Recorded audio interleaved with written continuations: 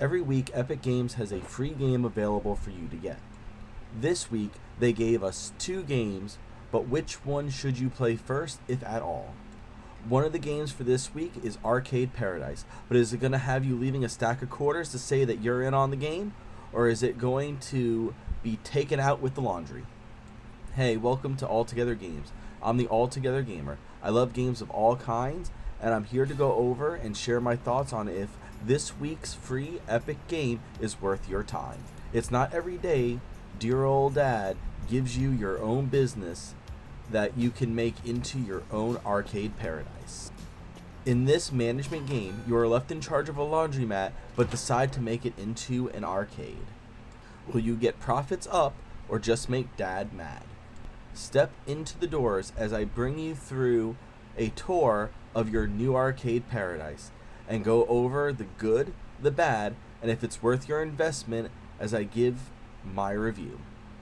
If you enjoy game reviews and want to see more, make sure to subscribe and hit that bell for notifications so you never miss the next game. Ashley has been given one of her dad's first businesses that he's ever owned. It is a run-down laundromat in the slums.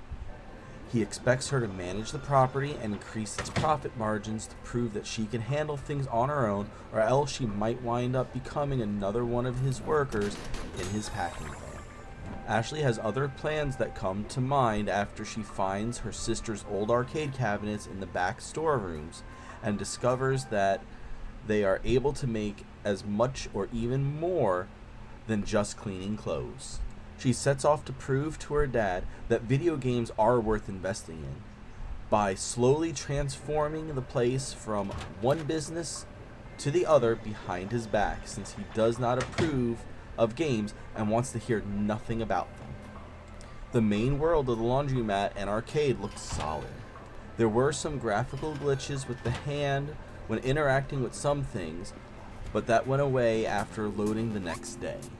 Each of the arcade games felt like a mix of a retro Atari to something you would have found on the NES at the time. They played cleanly as well, on top of looking crisp. When playing the arcade cabinets, they even added a slight glare effect to the screen, so it gave the feeling as if you were playing it in third person, since it was not just loaded into your screen. When interacting with the PC, it felt like working on an old PC from back in the 80s, lag and all. They even brought back the wall maze screensaver, so you can just watch for an hour and days off doing so. The sounds made when Ashley interacts with the world around her is just pure joy and nostalgia for anyone who was a gamer themselves back in the late 80s and early 90s. Each game has its own tracks, and there was even a jukebox that lets you play other music that sounds right out of the era as well. There is so much going on with the music itself, it's easy to go on about it for an extended amount of time. The main part of the game has a simple control setup of moving and then hitting the interaction button to start a small mini game or various other things. Each of the arcade cabinets also keep it simple with using mostly the movement keys to move and then one button for interactions.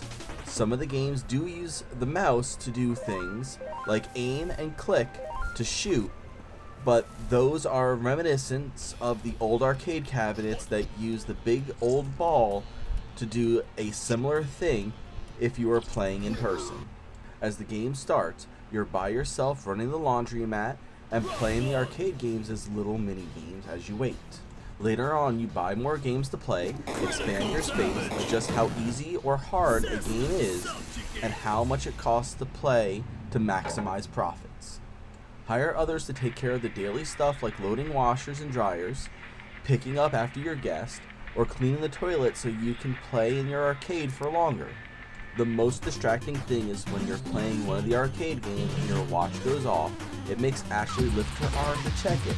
This can cover a part of the screen, and if you're playing air hockey, you're sure to lose the puck. When you get close to people, they seem to glitch out, but this seems to be intentional, but the process of it can give you a headache if you're looking at it for too long.